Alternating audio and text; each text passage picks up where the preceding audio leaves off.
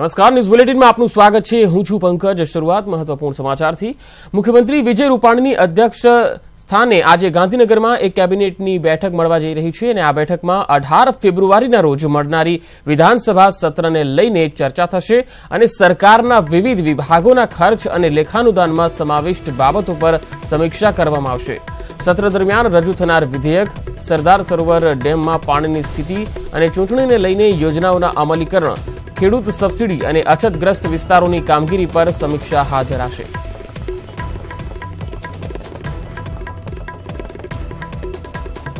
CM રૂપાણીના અધ્યક્ષ સ્થાને આજે કેબિનેટની બેઠક મળવા જઈ રહી છે, જેમાં 18 ફેબ્રુઆરીના રોજ મળનાર વિધાનસભા સત્રને લઈને ચર્ચા કરાશે। સરકારના વિવિધ વિભાગોના ખર્ચ અને લેખાનુદાનમાં સમાવિષ્ટ બાબતો પર સમીક્ષા કરાશે। સત્ર દરમિયાન રજૂ થનાર વિધેયક, સરદાર સરોવર ડેમમાં પાણીની સ્થિતિ, ચૂંટણીને લઈને યોજનાઓના અમલીકરણ અને ખેડૂત સબસિડી અને અછતગ્રસ્ત વિસ્તારોની સમીક્ષા કરવામાં આવશે।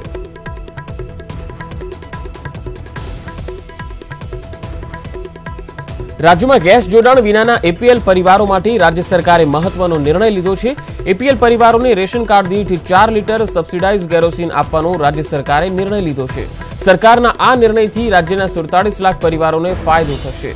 મહત્વનું છે કે 1 ડિસેમ્બર 2018થી વિતરણની કામગીરી બંધ કરવામાં આવી હતી।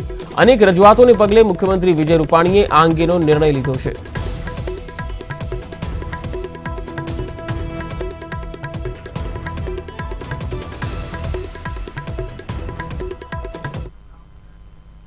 એક તરફ કોંગ્રેસે લોકસભાની ચૂંટણી માટે વિવિધ સમિતિઓ બનાવી છે, તો આ તરફ ભાજપ પણ એક્શનમાં જોવા મળી રહ્યું છે। ભારત કે મન કી બાત મોદી કે સાથ અંતર્ગત રાજ્યની તમામ લોકસભા બેઠક પર રથ દોડાવશે। મુખ્યમંત્રી વિજય રૂપાણી અને પ્રદેશ અધ્યક્ષ જીતુ વાઘાણીએ તમામ રથને લીલી ઝંડી આપી।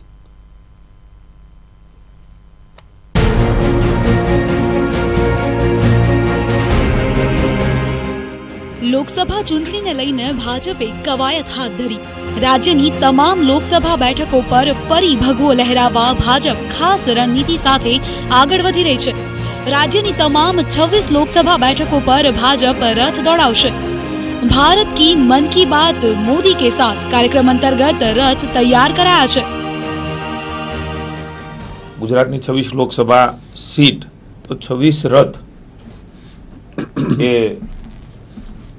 મન કી બાત મોદીજી સાથે કરવા માટે પ્રસ્થાન થવાનું છે। આજ દિવસ સુધી આ દેશની રાજનીતિમાં પાર્ટી પોતે જ કાર્યાલયમાં બેસીને ઘોષણાપત્ર બનાવતું હતું, એને બદલે જનતા વચ્ચે જઈને જનતાના સૂચનો લઈ એના સપનાના આકાંક્ષાઓ પૂરા કરવા માટે આખી એક નવી પ્રકારનો કાર્યક્રમ કે પ્રજા વચ્ચે જવું, અને એના માટે પ્રત્યેક લોકસભામાં એક રથ મોકલવામાં આવશે। 26 જેટલા રથના માધ્યમથી રથમાં રાખવામાં આવેલા સૂચન પેટી, ટેબ્લેટ, ટોલ ફ્રી નંબર પર મતદારો પોતાના સૂચનો આપી શકશે। મતદાતાઓના સૂચનોને આધારે ભાજપ 2019ની ચૂંટણીનો મેનિફેસ્ટો તૈયાર કરશે। 2014ની લોકસભામાં ભાજપે રાજ્યની તમામ 26 બેઠકો પર ભગવો લહેરાવ્યો હતો, ત્યારે ફરી એક વખત ભાજપે તમામ બેઠકો કબજે કરવા કવાયત તેજ કરી છે। Bureau report, news 18 Gujarati. લોકસભાની ચૂંટણીને લઈને નારાજ નેતાઓને મનાવવા કોંગ્રેસે કવાયત તેજ કરી છે। કોંગ્રેસ 7 જેટલી કમિટી બનાવી, જેમાં નારાજ નેતાઓનો પણ સમાવેશ કરાયો છે।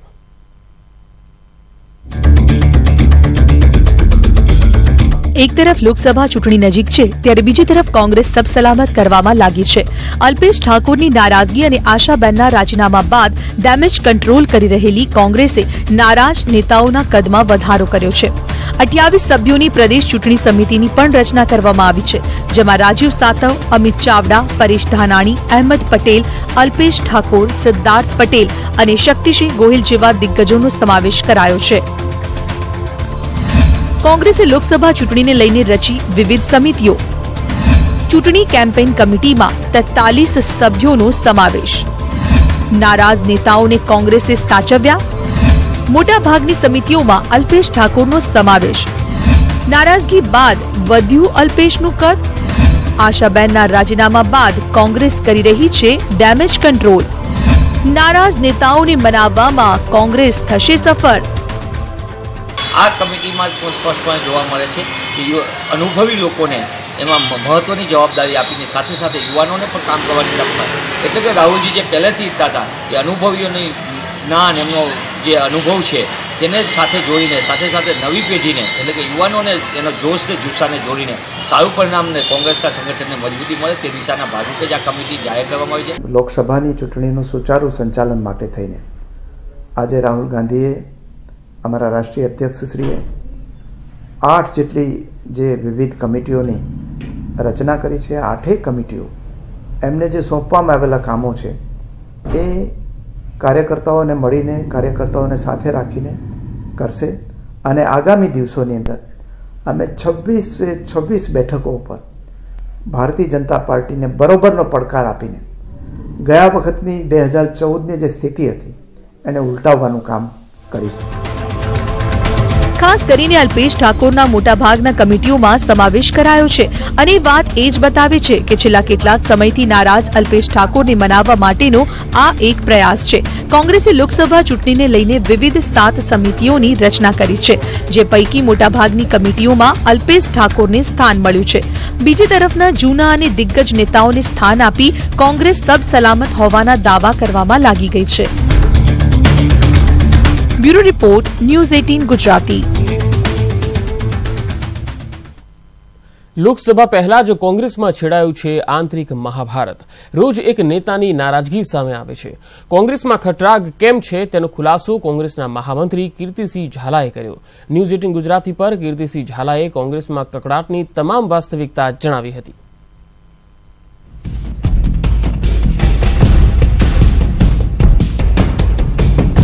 કોંગ્રેસમાં કકળાટ યથાવત. રોજ એક નેતાની સામે આવે છે નારાજગી. કોંગ્રેસના મહામંત્રી કીર્તિસિંહ ઝાલાનો ન્યૂઝ 18 ગુજરાતી પર ઘટસ્ફોટ. માથે લોકસભાની ચૂંટણી છે અને કોંગ્રેસમાં રોજ નવા નેતાની નારાજગી સામે આવે છે. ક્યારેક અલ્પેશ, ક્યારેક આશાબહેન, તો આજે સામે આવ્યા ઉત્તર ગુજરાતમાં કોંગ્રેસના મહામંત્રી કીર્તિસિંહ ઝાલા. કીર્તિસિંહ ઝાલાએ ન્યૂઝ 18 ગુજરાતી પર ચોંકાવનારા ખુલાસા કરતા કહ્યું કે પક્ષમાં સિનિયર નેતાઓ કોઈનું સાંભળતા નથી. લોકસભા બેઠક માટે મેં દાવેદારી કરતા મને ટાર્ગેટ કરાઈ રહ્યો છે. પક્ષમાં નવા આવેલ નેતાઓ મને સાઇડલાઇન કરવાનો પ્રયાસ કરે છે. આશાબહેનના રાજીનામાને લઈને મારા પર માછલા ધોવામાં આવ્યા. મારા કદને કાપવાનું કાવતરું પક્ષમાં થઈ રહ્યું છે. કોંગ્રેસના જ કેટલાક નેતાઓ કોંગ્રેસને હરાવવાનો પ્રયત્ન કરી રહ્યા છે. રાહુલ ગાંધી ઉત્તર ગુજરાતમાં ના આવે તેવા પ્રયાસ થઈ રહ્યા છે. આશાબેન આવ્યા ક્યારે? મારા પણ જુનિયર જ છે રે, ધારાસભ્ય થઈ ગયા, અમે એમને જીતાડવા ભર્યા અને ગયા પછી એ મોટા થયા, ગયા પછી આક્ષેપ કોને એમને કર્યો કે કીર્તિસિંહ હેરાન કરે છે.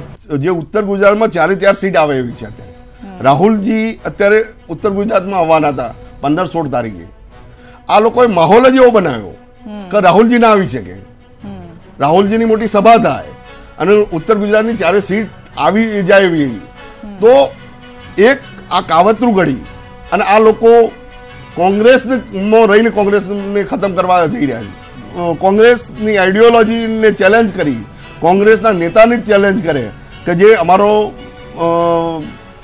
રાષ્ટ્રીયના અધ્યક્ષ છે રાહુલજીને ચેલેન્જ કરતા હો. હવે એમની પ્રેશરમાં આવીને પાર્ટી કામ કરે એવું તો ના. કોંગ્રેસ મોવડી મંડળ સામે લોકસભા પહેલા આંતરિક કલહને ખાળવાનો મોટો પડકાર છે. ત્યારે આગામી સમયમાં રાષ્ટ્રીય અધ્યક્ષ ખુદ ગુજરાત આવી રહ્યા છે. તેમની મુલાકાત દરમિયાન પાર્ટીનો કલેશ શમી જશે કે વધુ ઉગ્ર બનશે તે જોવું રહ્યું. પ્રણવ પટેલ, ન્યૂઝ 18 ગુજરાતી, અમદાવાદ. તો કોંગ્રેસ પ્રવક્તા મનીષ દોશીએ કીર્તિસિંહ ઝાલાના બળાપા પર પ્રતિક્રિયા આપતા કહ્યું કે કોંગ્રેસમાં કોઈની અવગણના નથી થતી. કોંગ્રેસ પક્ષમાં રાષ્ટ્રીય નેતૃત્વ પણ સીધી કાર્યકરની વાત સાંભળે છે અને અમારી આ વાતચીત સાંભળવાનો, સંવાદ કરવાનો રાહુલજીએ એક અનેરો પ્રયાસ કર્યો છે.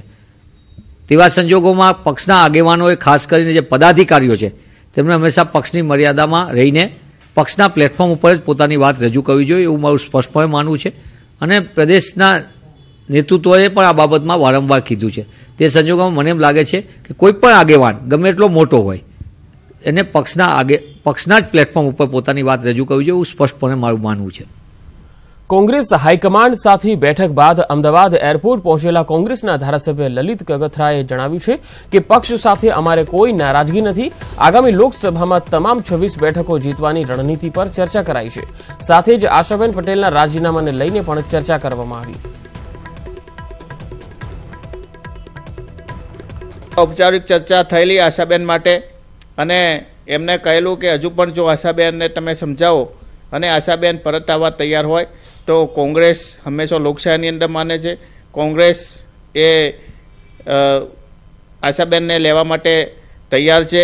અસંતોષની જે વાત ચલાવવામાં આવે છે તો તમને કહું કે અત્યારે સૌરાષ્ટ્રની અંદર તાકાતથી અમે ભારતીય જનતા પાર્ટીની સામે લડીએ છીએ. પાર્ટી અમને મહત્વ આપે છે, પાર્ટી અમને ધારાસભ્ય બનાવ્યા છે અને કોઈનાથી અસંતોષની વાત નથી. વલસાડ જિલ્લામાં લોકસભાની ચૂંટણીનો ધમધમાટ શરૂ થઈ ગયો છે.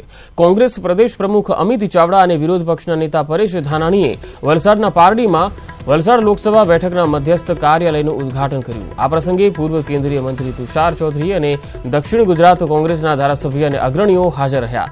અહીં કોંગ્રેસના રાષ્ટ્રીય અધ્યક્ષ રાહુલ ગાંધીના દક્ષિણ ગુજરાતમાં ચૂંટણીના પ્રવાસની પણ જાહેરાત કરાઈ હતી. આગામી 14મી તારીખે રાહુલ ગાંધી વલસાડ આવશે અને 14 તારીખે બપોરે 1 વાગે ધરમપુર નજીક આવેલા લાલ ડુંગરી પર એક જંગી જાહેર સભા સંબોધશે. આ લાલ ડુંગરી પર અગાઉ ઇન્દિરા ગાંધી, રાજીવ ગાંધી અને સોનિયા ગાંધી પણ જાહેર સભા કરી ચૂક્યા છે. કમિટીઓની જાહેરાત થઈ છે. આખું કોંગ્રેસનું નેતૃત્વ, આખી કોંગ્રેસની ટીમ 2019ની ચૂંટણીમાં રાહુલજીના નેતૃત્વમાં દેશમાં સત્તા પરિવર્તન થાય અને આ સરમુખત્યારશાહી શાસન દૂર થાય અને પ્રજાની વાત સાંભળનારી, પ્રજાના મનની વાત સાંભળનારી કોંગ્રેસની સરકાર આવે એ માટે સૌ કામે લાગ્યા છે. કોંગ્રેસ નેતા અમિત ચાવડા અને પરેશ ધાનાણી વલસાડમાં ક્રિકેટ પણ રમ્યા હતા. કોંગ્રેસ ઉપાધ્યક્ષ રાહુલ ગાંધી ગુજરાતમાં આવી રહ્યા છે ત્યારે તેમના સભા સ્થળનું નિરીક્ષણ કરવા ગયેલા બંને નેતાઓએ ક્રિકેટ રમીને હળવી પળો માણી હતી. પરેશ ધાનાણીએ બોલિંગ કરી તો અમિત ચાવડાએ બેટિંગ પર હાથ અજમાવ્યો હતો.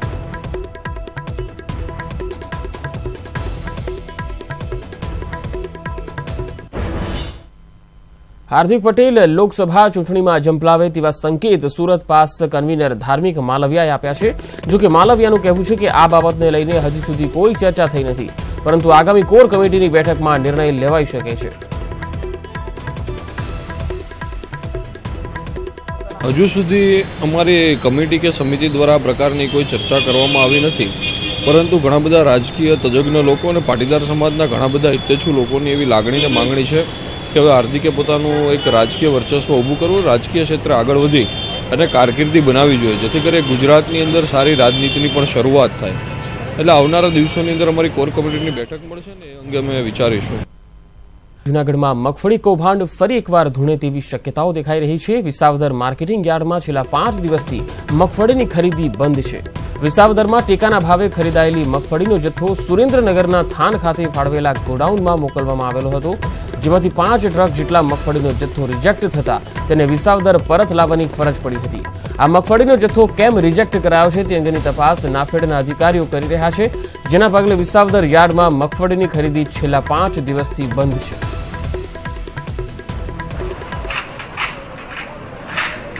વિસાવદર જે ખરીદ કેન્દ્ર ઉપરના જે જથ્થો હતો એના ગોડાઉન સ્થાન જે સુરેન્દ્રનગર જિલ્લામાં છે ત્યાં ફળવાયા હતા.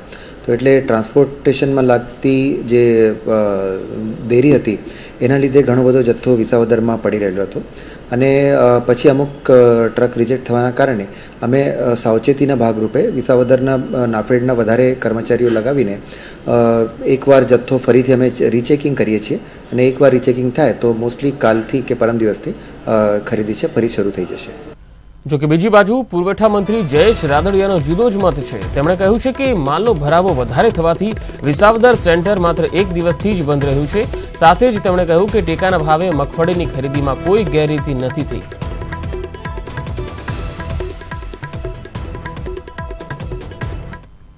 વિસાવદર યાર્ડની અંદર જે મગફળીનો જે પ્રશ્ન છે એમાં ક્યાંય સેન્ટર બંધ કરવામાં આવ્યું નથી. વિસાવદર યાર્ડમાં મગફળીનું સેન્ટર અત્યારે પણ ચાલુ છે, પણ જે મગફળીનો જે ભરાવો થઈ ગયો હતો એના હિસાબે એક દિવસ માટે બંધ રાખ્યું હતું. અને જે ખેડૂતો, હજી ફરીથી કહું છું, જે ખેડૂતોએ ઓનલાઈન રજીસ્ટ્રેશન કરાવ્યું છે એ ખેડૂતોની મગફળી ક્યાંય બાકી નહીં, બાજુના સેન્ટરમાં જ્યાં ખરીદ પ્રક્રિયા પૂર્ણ થઈ ગઈ હશે ત્યાં ડાયવર્ટ કરીને પણ તમામ ખેડૂતોની મગફળી રાજ્ય સરકાર ટેકાના ભાવે ખરીદશે.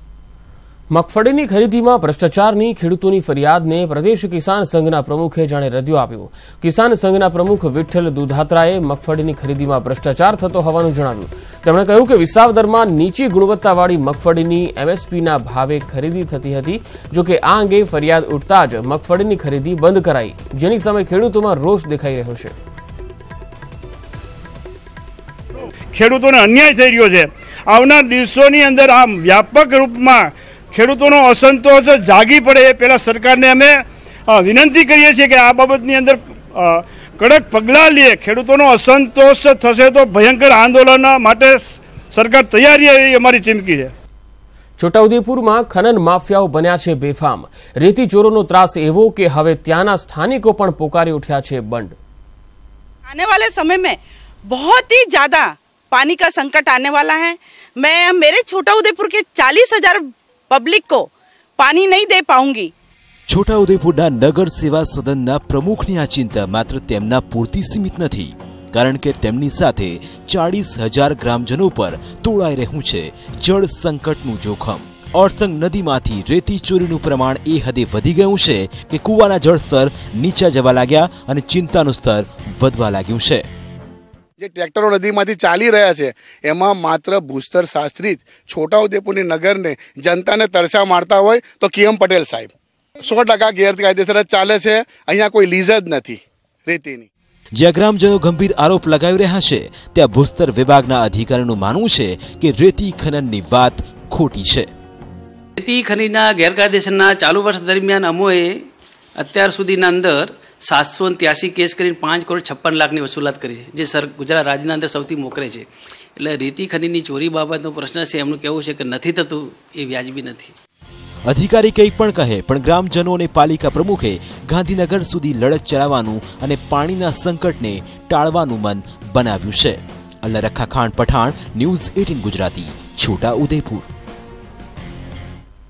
અમદાવાદના મેમનગરમાં આવેલા સુભાષ ચોક પાસે ભૂવો પડ્યો હતો. ગટર લાઇનમાં ભંગાણ સર્જાતા 10 ફૂટ ઊંડો ભૂવો પડ્યો, જેના પગલે કોર્પોરેશને બેરિકેડ લગાવીને સમારકામ શરૂ કર્યું હતું. તો અમદાવાદની આ ઘટના, જ્યાં મેમનગરમાં આવેલા સુભાષ ચોક પાસે ભૂવો પડ્યો હતો. ગટર લાઇનમાં ભંગાણ સર્જાતા 10 ફૂટ ઊંડો ભૂવો પડ્યો હતો, જેના પગલે કોર્પોરેશને બેરિકેડ લગાવી દીધા અને સમારકામ યુદ્ધના ધોરણે શરૂ કર્યું હતું.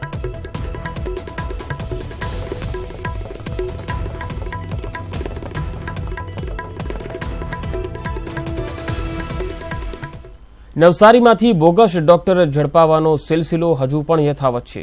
શહેરના ટીગરા વિસ્તારમાંથી 40,000ના મુદ્દામાલ સાથે વધુ 2 બોગસ ડોક્ટર પકડાયા છે. ઝડપાયેલા બંને ડોક્ટરો મૂળ મહારાષ્ટ્રના છે અને નવસારીમાં પ્રેક્ટિસ કરતા હતા.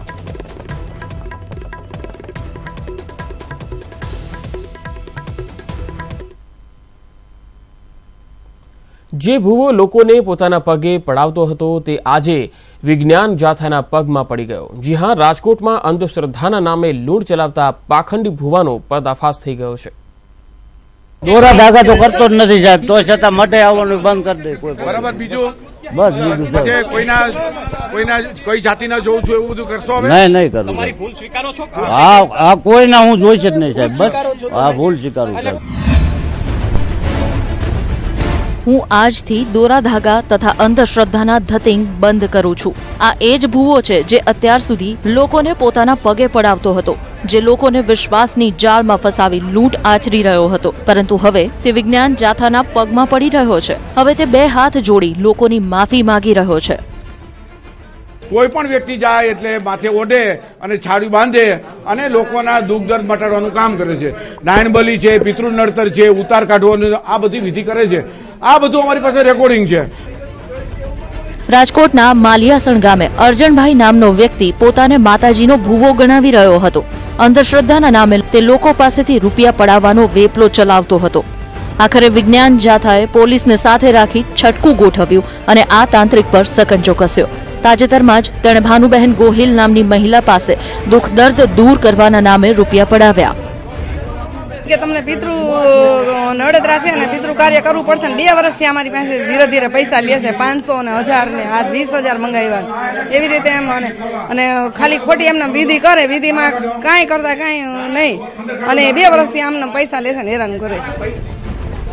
ભુવા પાસેથી 21,000ની રોકડ રકમ તેમજ તંત્ર મંત્રની સામગ્રી પણ જપ્ત કરાઈ છે. હાલ તો પોલીસે ભુવાની ધરપકડ કરી વધુ કાર્યવાહી શરૂ કરી છે. અંકિત પોપટ, ન્યૂઝ 18 ગુજરાતી, રાજકોટ. અમદાવાદ ટ્રાફિક પોલીસનો નવતર અભિગમ હાલ ચર્ચામાં છે. એક એવી પહેલ જે લોકોના જીવની કરશે રક્ષા.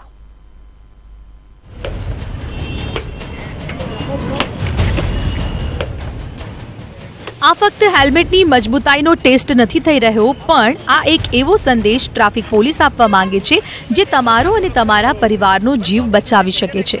જેટલું તમારું હેલ્મેટ મજબૂત હશે, તમારા અને તમારા પરિવારજનોના જીવ બચવાના ચાન્સીસ એટલા જ વધુ રહેશે.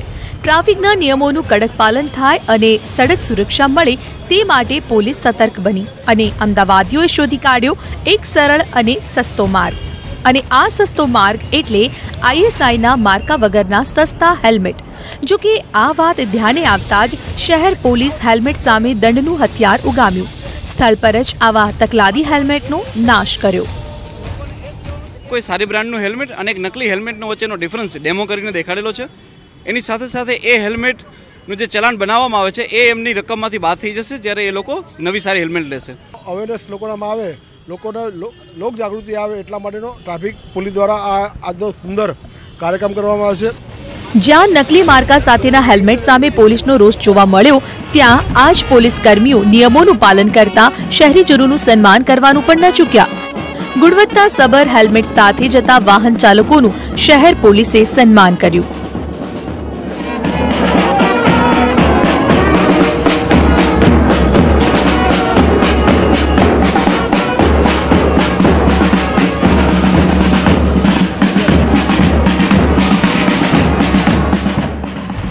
શહેરીજનોને દંડ ફટકાર્યા બાદ હવે પોલીસે ડુપ્લિકેટ ISIના માર્કા સાથે હેલ્મેટ વેચતા વેપારીઓ સામે પણ લાલ આંખ કરી છે.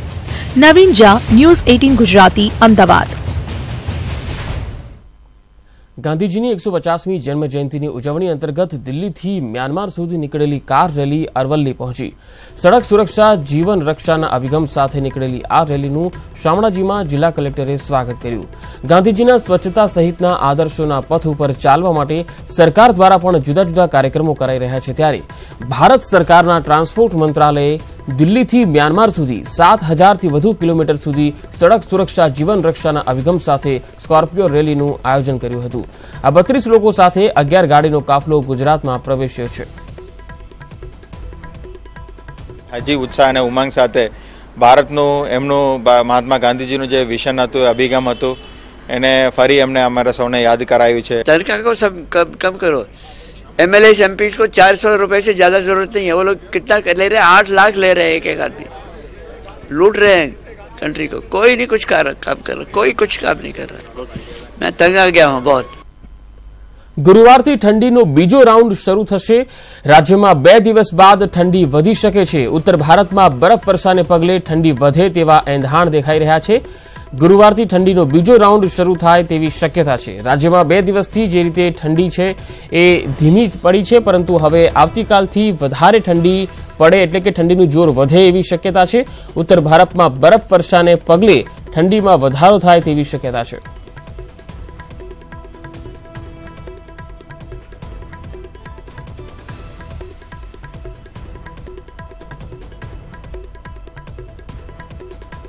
કચ્છમાં પાણીની અછત વચ્ચે પાણીનો બગાડ થઈ રહ્યો છે. ભુજ નજીક નર્મદાની પાણીની પાઇપલાઇનનો વાલ્વ લીકેજ થયો, જેના લીધે પાણીનો બગાડ થઈ રહ્યો છે. દ્રશ્યોમાં જોઈ શકો છો કે પાણીનો વેડફાટ કઈ રીતે થઈ રહ્યો છે અને આ તંત્રની બેદરકારી જ કહી શકાય. પાણીની અછત વચ્ચે અહીંયા પાણીનો બગાડ થાય છે. ભુજ નજીક નર્મદાની પાણીની પાઇપલાઇનનો વાલ્વ લીકેજ થયો હતો.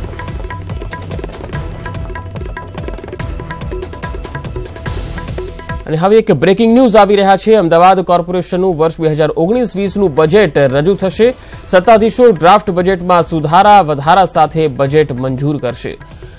સવારે 11 કલાકે સ્ટેન્ડિંગ કમિટી આ બજેટ રજૂ કરશે અને સ્ટેન્ડિંગ કમિટીના ચેરમેન અમૂલ ભટ્ટ આ બજેટ છે એ રજૂ કરશે.